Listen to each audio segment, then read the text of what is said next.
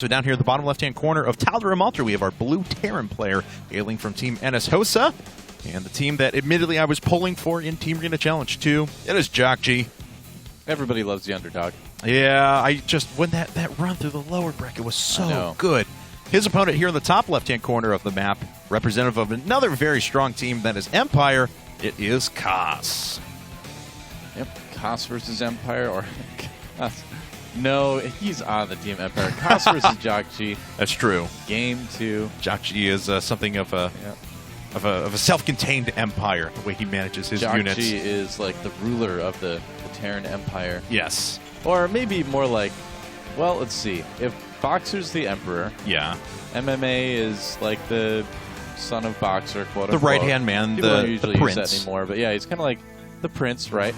So MVP, where would he be? Where would he fill out the kind of... He's kind of like the ruthless general administrator, or is he like the you know? Grand Vizier?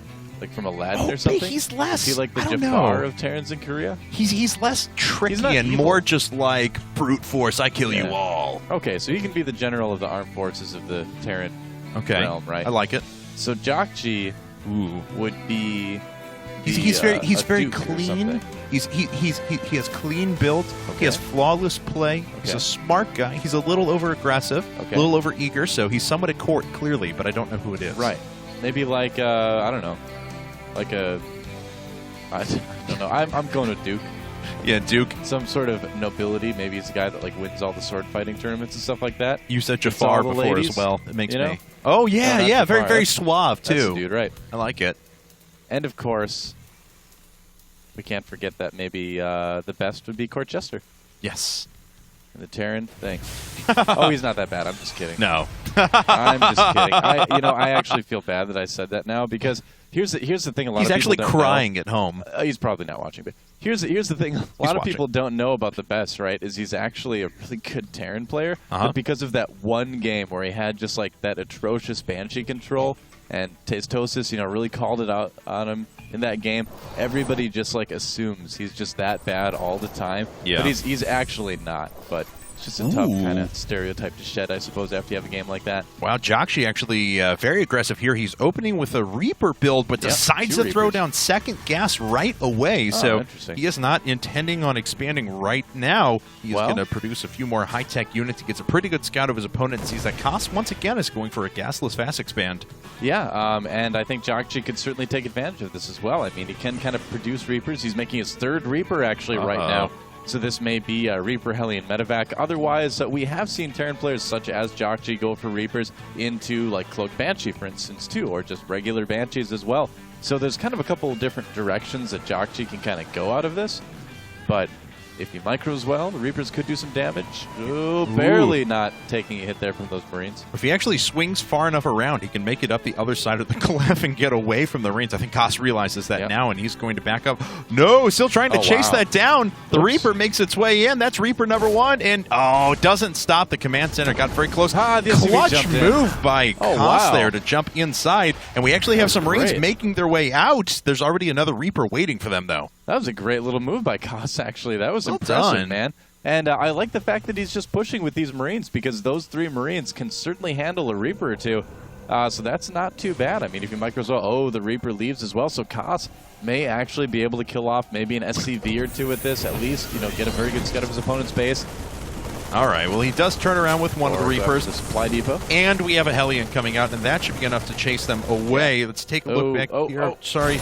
Trying to see. No, the Reapers came back. That's what I was looking for. So they're coming back to defend. The Marines do go down. Loss of one Reaper. So there were 3 Reapers in total.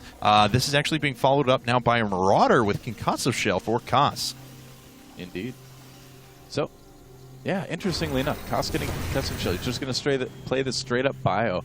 That's something that I think we'll probably see quite a bit of in our next series here because it's going to be TVP. Oh, look at that. Jjakji using the panda icon. And it's not just TVP, but let the people know who the Terran player is. Oh, well, yeah, it's Polt. He's the bio-Terran extraordinaire, of course. I mean, in TVT, he loves bio as well. And, oh, yeah, this attack is not going to work. Nope. I wonder if the Marauders were a response to what he saw there, being that, he saw more than one Reaper. Usually you do see, a couple of Hellions with that as well. Marauders are good against both, so why not get a couple early on? Now he's going back to producing Marines, and yeah, will be Cloak Banshees from Jjakji along with this expansion. And I think in this case, I think Kas is going to be much, much better suited to hold this off than he was last game. Well, he's already putting up missile turrets as well, so the cloak is going to be relatively minimized. As there's actually one being placed, excuse me, two being placed at his natural now, and two being placed at the main. So he's going to have 4 in total. He really, really, really doesn't want to die to Cloak Banshees. Yeah. Well, after last game, definitely want to play safe against that. Yeah. Speaking of said Banshees, here comes Banshee number 1. Cloak is about to finish. And what are the defenses like in the main base for Kas right now? He does, missile turret right on the edge. There we go. That Banshee's going to need to be very, very careful. Jjakji's going to need to really pay attention to where he's moving. Wow, the turret placement is so good. Yeah. Look at that. Really, really nice turret placement by Kas. You know, I love seeing stuff like that, too, because so many Terran players, even at the pro level, just tend to kind of throw their turrets up in the mineral line and not really pay attention to it. But clearly, that was well thought out by Kas as far as, like, where exactly to put those turrets. And Jjakji is actually producing another factory right now. Supply drop. Oh. Saw it. That's sad. Oh, and 2 more. So Jjakji's actually going to go full on mech. Okay. Kas, on the other hand, still just going with bio. He is adding on that factory. Oh, has to stay out of the vision range of that turret. Has to back himself out. It looks like he will temporarily, at least. But yeah, Kas is just going up to medevacs right now. Yep. Good old-fashioned bio from Kas, and that may be part of what kind of caused Jjakji to decide to go mech. He does like to go mech against pure bio, but this is actually a great map for bio. This is one of the maps where I feel like Terran players can be very confident going bio against mech, just because there's a lot of room to move around, there's a lot of room to expand away from your meching opponent in places that they'll probably not get to. But as we can see here, Jjakji kind of trying to get away that mech immobility already by sending out a Blue Flame Hellion drop here. The only thing is Kas has so many bioforces out. I think Jjakji is going to need to maybe get a little bit lucky to get in there and do some significant damage with this. Well, this is pretty interesting, because what he's planning to do, it looks like at least, is he's going to pull units away with the Banshee over at the natural and allow this Blue Flame Hellion drop to do more damage. Let's see which one he starts with. Actually, the Blue Flame Hellions, he's going to go the other way. Really wants the... okay, now the Banshee's making its way up, and he's actually going to cloak, but he's going to run square into another missile turret, and he'll have to turn around. Yeah, there he goes. Backing up with the 4 Blue Flame Hellions, as Blue Flame did just finish up. What are they going to do? They're now going to run in. This could kill some SCVs. Yeah, Jjakji catching Kas unawares. Oh, big damage from those Hellions. Oh, no, he's going to kill even more. And will he get all the Hellions away? He loses 1, softens up a few more Marines, and gets away, only losing 1 Hellion. Just killed a lot of those. That was a worst-case scenario right there for Kas. And, you know, we saw Jjakji positioning that Banshee, too. He positioned that in exactly the right place, so when Kas ran his SCVs away, they'd run right into the Banshee as well. So very well planned out attack by Jjakji, and unfortunately for Kas, just kind of being caught a little bit unawares there. I think he did get that Banshee, though, didn't he? Oh, I believe he actually, did take it out when he ran the bio in there, yeah. Yeah, I think so, because it's not run away. It was there, now it's not. Yep, there were 2 Banshees originally. There are, well, still 2 Banshees hanging around. Maybe he made another one, though. So I want to point out something else that Jjakji is doing right now. He's still got some Reapers alive from early in the game, and he's using that to kind of get around one of the weak points of playing mech against bio, which is not being able to really scout those outlying bases quite as easily. I mean, yeah, you can use Hellions, but Reapers are definitely a little bit more suited for the job. So see how important it is to keep those early game units alive. Wow. Big 4 medevac drop making its way in for Kas now. Indeed. And Jjakji doesn't have a lot of units in position. The Hellions will be able to shift back pretty quickly. The tanks are going to take a little bit longer. They're starting to siege themselves up, though. But 1 factory's already going to go down. Another Hellion does make its way out, however. There are a few Banshees in the air as well. But, looks like Jjakji actually dealing with this pretty effectively. Yeah, not bad. He killed an entire factory, did some more damage beyond that. I would say that is a pretty effective drop. He didn't really lose a whole lot either. So both of these players kind of catching each other unawares here with some drop play early on in this game.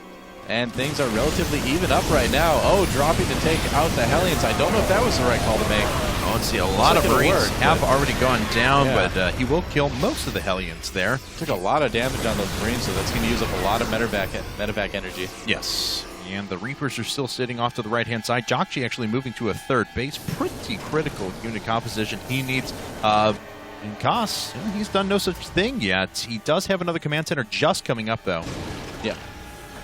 All right, here we go. Kas adding on some tanks here, using that low ground clip to try to do some damage, and he is really doing a lot of damage to Jjakji. In fact, he's about 26 supply ahead right now. Yeah. Well, let's see here if these Banshees can prove to be enough. Oh, one of the Banshees was out of cloak so quickly. The other one, surprised it wasn't going after siege tanks at all, just trying to clean up the bioforces. Now it's finally going to go after a couple of tanks. The orbital command is still under fire. Jjakji slightly back in supply right now, but of course he does have that third base running now.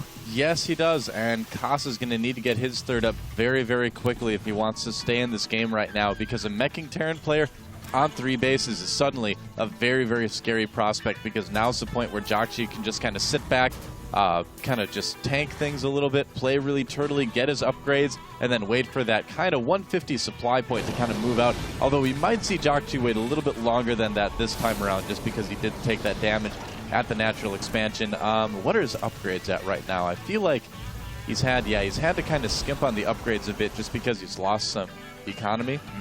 So that push will certainly be a bit delayed, and that's a good chance for Kas to take a 4th base, maybe try to do some more damage, and that's exactly what he's going to try to do. All right, well, we'll see if he can get anything done. There are a few Vikings in the air as well. They're starting to push back the air forces for Jjakji. Jjakji finding trouble getting things done, but he does drop down a point defense drone, and that's going to allow him to kill a couple of these Vikings here and gain the overall air advantage in just a second, doing a very nice job picking those off. He is still losing some economy due to the siege tanks, which are firing on the orbital command, but he's trying to repair it up as quickly as possible. He's got to find a way to break this position, and it looks like he is going to try and move those tanks a little bit farther up. Yep, and that should be far enough to hit those tanks. Yes, indeed it is. He picks off a Marine possibly, but man, that command center is getting so low.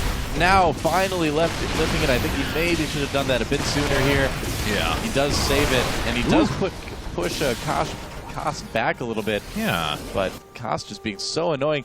I worry, though, that Kas isn't going to be able to expand aggressively enough behind all this.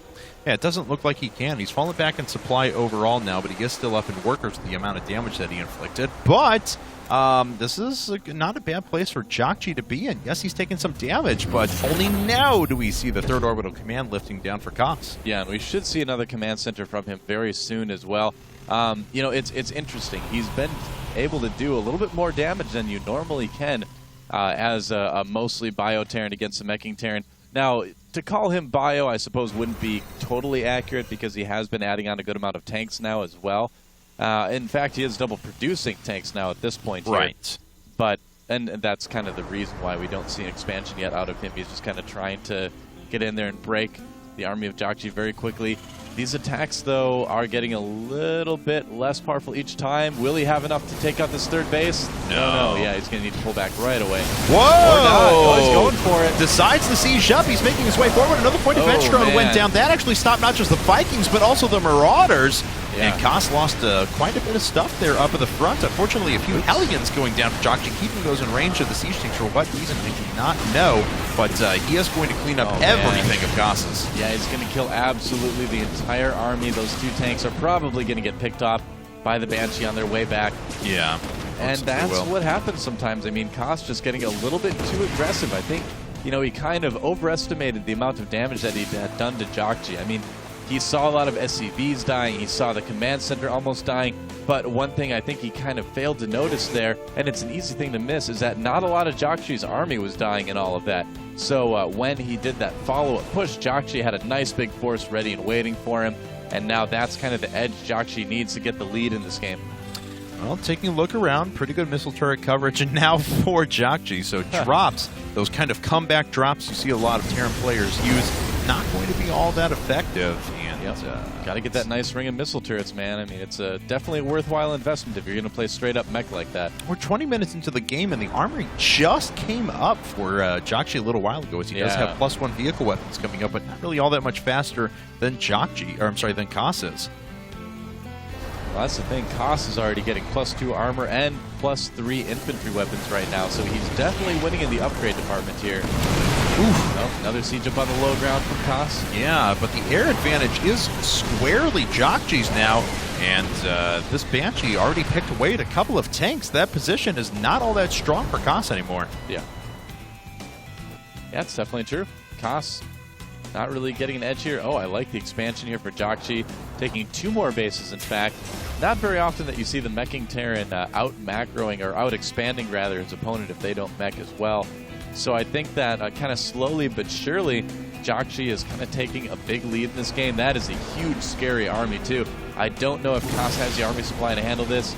Oh, not sieged up. He's going for it. Yeah, and Jjakji pushing him off of this position pretty well. None of those tanks were sieged up. He's trying to force a more favorable engagement, but now he moves to the high ground. Jjakji sieges himself up a little bit quicker than Kas does. Most of the Hellions have gone down, though, but the sheer firepower of the tanks is pretty staggering. There's a point to Pentro, and it's going to stop any future Marauders from rolling in, and now this tank position for Kas is going to get pushed slowly back just because that Banshee's there. Yeah, Jjakji just barely managing to have enough tanks here. It was close. I mean, Kas almost had enough to break through that and kill those tanks, but yeah, just barely not enough.